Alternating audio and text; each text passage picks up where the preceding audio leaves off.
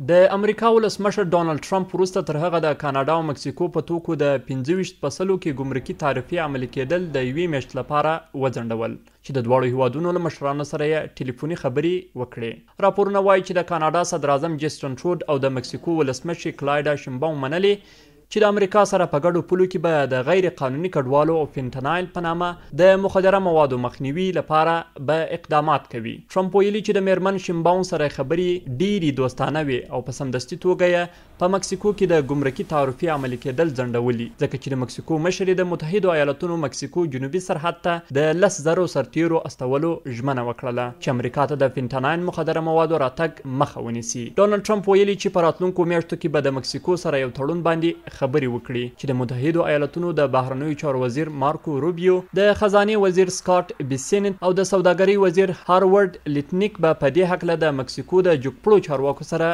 وګوري. چین چې ټرمپ یې په وارداتو 10% کې ګمرکي تعرفې لګولې، ویلي چې د دې اقدام په هکله به د سوداګرۍ نړیوال سازمان ته شکایت وکړي. د امریکا مشر ویلي چې په راتلونکو 24 ساعتونو کې به ښایي د چین د چارواکو سره په ټلیفون کې وغږیږي ترڅو د دې هیواد په اموالو 10% د ګمرکي تعرفې لګېدو مخه ونیول شي. متحدو ایالاتونو ته له دریو څخه یوه برخه واردات له همدې دریو واړو هیوادونو څخه راځي او یو شمېر اقتصاد پوهانو خبرداری ورکړی چې دا ګمرکي تعرفې ښایي د ګټې پر ځای تاوان ولري.